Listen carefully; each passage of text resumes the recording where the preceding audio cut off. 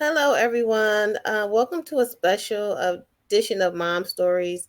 We'll be back with our regular content in about a week or so. We're talking to Black women in tech, but I did just want to have a special show to talk with two of my awesome mom friends.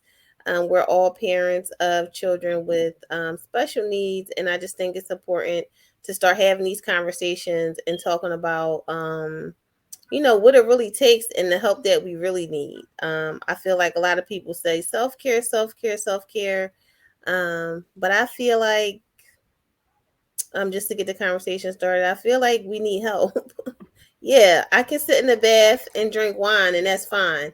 But I need somebody to come clean this house. I need somebody to maybe go to the market for me or just come here so that I can leave. So I just want to talk about just all the things around being an awesome mom. So before we get into the topic, I do want to have everybody introduce themselves. We can start with you, Evelyn. Hello, my name is Evelyn Fountain, and I have an 8-year-old son who's nonverbal and he has autism. Okay, Crystal. Hi, my name is Crystal. I also have an 8-year-old son who's nonverbal. And I am Khadija. My twins are three. They'll be four soon. And they're both on the spectrum. They say they're nonverbal, but I don't know. They sing a lot of songs, so I don't know what they consider that. But let's just talk about that. Right now it's the evolution of self care, right? For moms, whether you have of a child that's on the spectrum or not. Do you feel like that's the answer for you? Do you feel like that will give you a reprieve? That will give you help? No. Um, I feel like a little, but it's not like you can't go sit in a bath and say my problems are over because once you come out, they're right there at the door waiting for you. I know for myself, my son will knock on the door until I open it. So it's like, do you really have that moment? Yeah, I Right.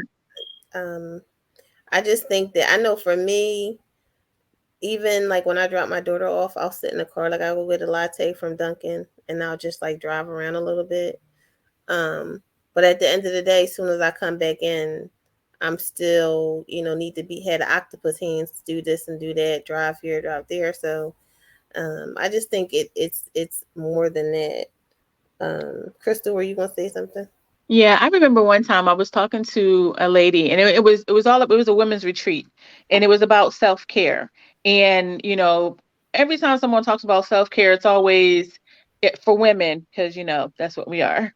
Getting your hair done, getting your manicure, your pedicure, getting your makeup done, dressing up or dressing down, taking a bath, taking a shower. And she pointed out, a woman, she pointed out, she said that's not self-care. That for her, she said that's not self for her, that's not self-care because that's things we do on a regular, washing up, putting on clothes. She says she sees that as putting on her armor. So these are the things that she's doing, putting on as far as getting her hair done, a special hair occasion or a special outfit. It's her armor to give her the resolve to attack whatever is going on in her life. And I feel like for me, when I have the moments where I spend a lot of time in the car, I wish it was a tax write off or get paid to sit in the car because I promise you, I would be a millionaire. And I feel like that is not only just my breathing moment, but it's also my armor where I'm, getting ready for the war that is coming, who is my son, who needs a lot, like a lot. And even though I have other children, sometimes I get really frustrated with them because they're not helping as much, but then I know that they can only do but so much.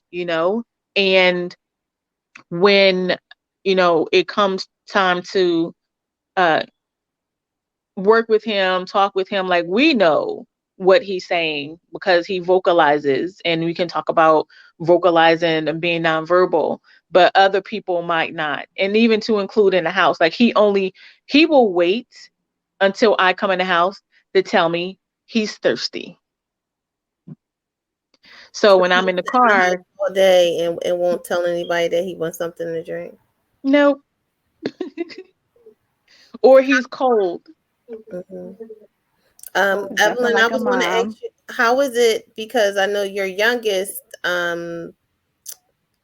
like how does he react to having, having to share the limelight? The babies are, usually spoiled. They get most of the attention.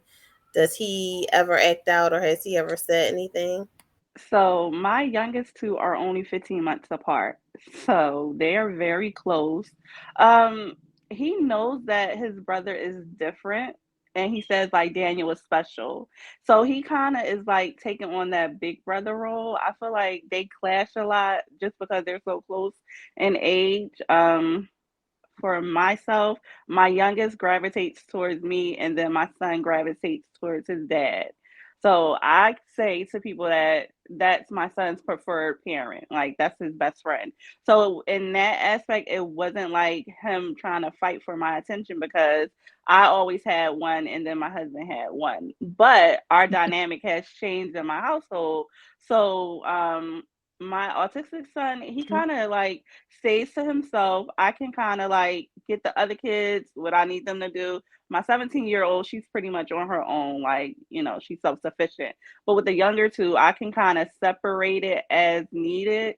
My 6-year-old, he's like, if I'm like, okay, I have to deal with Daniel, he knows, okay, I'm gonna go sit over here, I'm gonna do something. He's in his own little world, and then I can kind of focus on what I need to focus on with Daniel. But as far as like him seeing like a power struggle between the two, I don't really see that. I feel like it's kind of more so my younger one taking on a big brother role.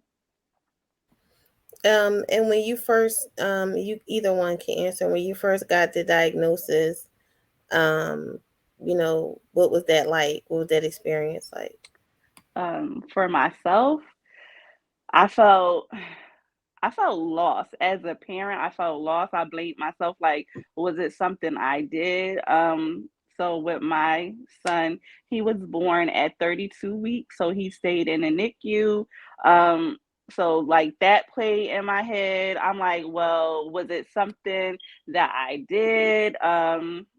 Like I was high risk with all of my kids. All of my kids were born early, so I'm like, I had to get shots. So I'm like, well, was it the shots? But I got the shots with my last two, and he's neurotypical.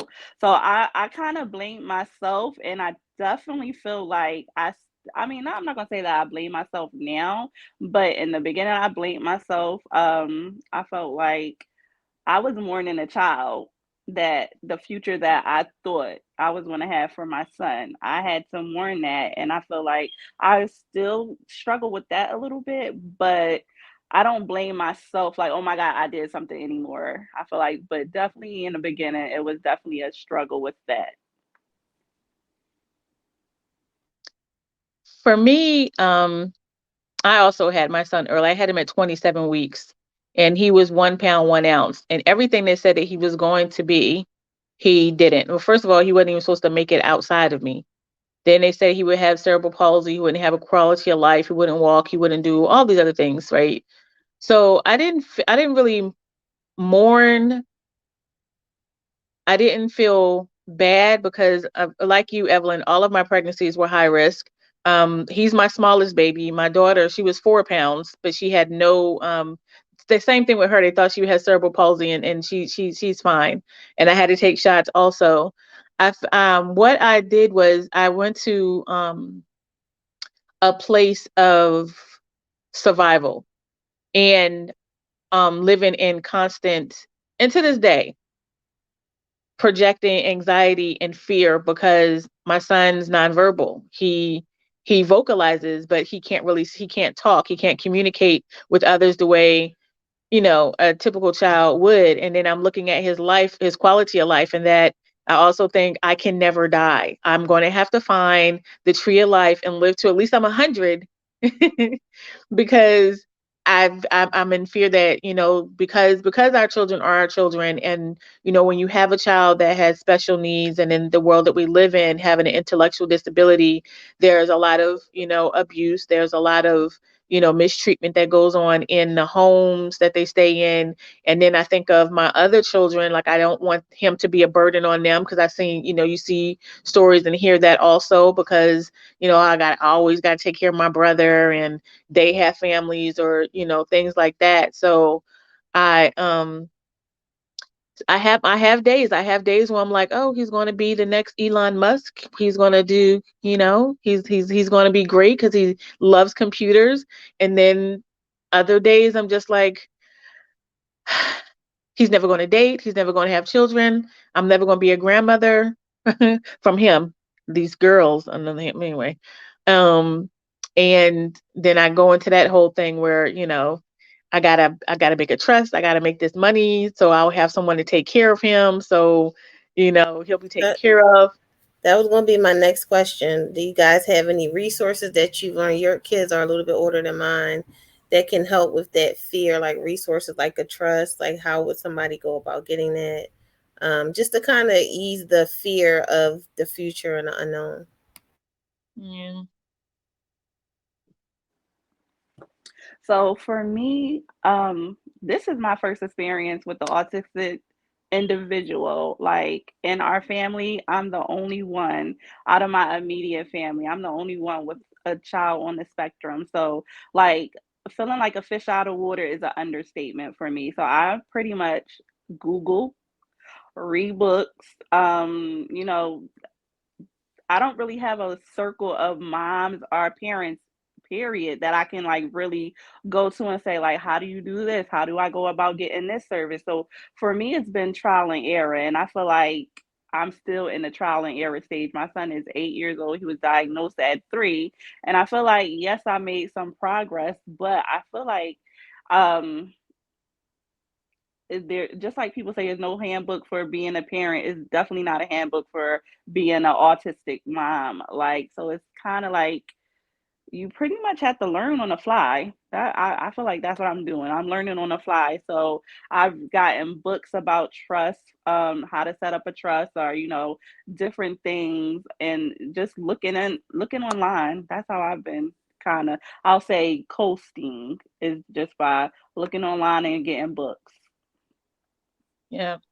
I reached out to a lawyer who that's her specialty. And she sent me some information as far as the trust, because I do have a business, and I, have life insurance. And even though my because my son was born, premature, and had a trach and a G tube and everything, I wasn't able to get him covered by insurance. So that's what also made me look at getting a trust. So the lawyer, she's been helping me getting things together. I can't pay her yet, but hopefully soon I'll be able to, pay her, so then she can put everything together as far as my life insurance, my house, and the business, and put it all in the trust, and, so that not only him, but my children will be taken care of. Yeah, a lot of times there are resources available, but you just don't know. Like, I just found, well, my babies aren't old enough, but there's like respite care. I think it starts at 6, where specifically for children with autism, where they'll, get them. And then I also saw something where you can get a home health care aid just for autism. So, I think it's important, and we should try to create a space for um, parents like us specifically, because it's a little different. Like, people will try to tell you that they understand, but you really don't. And it's definitely a different experience. What do you think has helped you the most outside of like just Googling, helping you to like maintain the right mental space? Because it takes a lot of patience, and mental strength to deal. What do you think has helped you, from day to day? For me, I'm gonna say prayer. That's how I get by.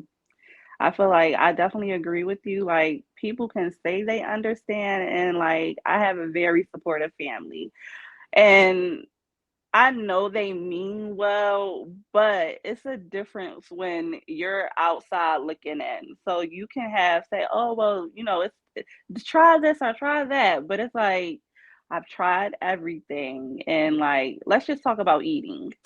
So my son pretty much eats bacon, chicken nuggets, french fries. Um, he used to eat vegetables, doesn't eat vegetables anymore. So it's like the bacon he eats is $11 a pound. So it's like you get like 8 little pieces of bacon, but I'm like, I have to have this bacon in the house because that's the only thing he's gonna eat. So one of my sisters was like, well, it's other bacon. I'm like, it is other bacon, but I can buy it and he won't eat it. It's just like French fries. If it's not from McDonald's, he doesn't want them. Like I can make the French fries and they can taste just like McDonald's, but if it's not what he wants, he's not going to eat it. So it's like little things like that. Like you can say, "Oh, well, just get this." You can't with a child with special needs. It's like they have preferred items, and if it's not that, that's a meltdown. Like, and for somebody who's looking on the outside, they're like, "But that's so small." Like, but to him, that's a major thing. Like that could look like a breadcrumb to you, but to him, it could be the whole loaf of bread. Yeah, and they tell you, well, I hear a lot, just pop them, pop them. I'm like, that's not going to work. That's not going to work. They're going to continue, like they don't stop. And I know in the black community that pop him, beat his butt. That's not going to work. But you have to see for yourself. You have to see for yourself. Like they basically run the show. Right. I mean, I They're the popped main Tyler. characters. Right. I popped Tyler and he destroyed my kitchen. He destroyed the tablet. He destroyed his iPad. So it isn't just like, oh, pop them and there's because they have other things that are going on and touching on and Evelyn as far as the food, like my son, he's still tube fed. He gets his main nutrition from that because for some strange reason, he won't chew food. He doesn't like chewing food. So he'll chew on his comfort blanket, but he won't chew food. He will lick it. He will lick a pill, but as soon as the texture, he doesn't like texture, it gets on his tongue, he starts gagging. But the food he does like, he likes Doritos, but he only licks the flavor off of nacho cheese Doritos, right? And we are no longer in the world where Doritos are two for $1. And he only eats applesauce. Now we thought at one point that it was he just liked the puree, so we can give him other foods that were pureed like applesauce consistency. Nope, nope. Even took him to a specialist, and I told him don't give him anything other than applesauce, or it's going to be a bad day. And he tore that room up when they gave him sweet potatoes. So it has to be cinnamon applesauce, and he will eat that with a spoon. He will eat cups and cups of it. He will lick bags and bags of Doritos. Yeah. I think the key is to advocate for your kid because people, even the doctor sometimes, I find myself telling the doctors, like, no, I don't want to do this or he's not going to do that quite often or trying to get another opinion. And I feel like, we're our children's biggest advocate and we have to be the ones that say, no, that's not right. He's not going to eat this. He's going to do that. Crystal helped me with that when I first started early childhood intervention. I'm like, therapists are saying this and they don't want to do it. And she was like, well, tell them that they don't want to do it. Tell them no. I'm like, oh, okay. But they will cause your child stress and discomfort, and you have to deal with the repercussions of that for the rest of the evening. And, I think even the therapists don't get it sometimes. So I think it's important to be, your child's biggest advocate. Do you have any advice for a parent that's just got the diagnosis? Some helpful tips?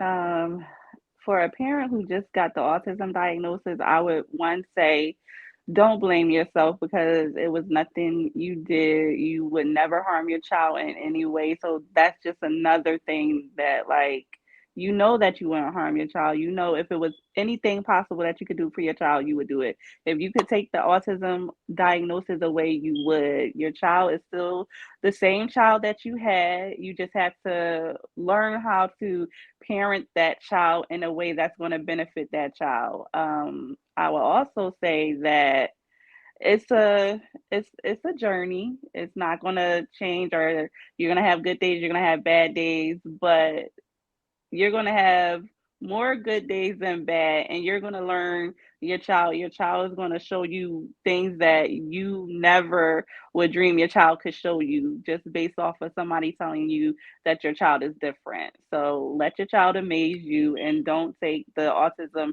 diagnosis as a sentence that your child is not going to be able to do things, because they are going to be able to do things in their own way and in their own time. Right. I would tell them to breathe, take a nap, because when you wake up, it's game time.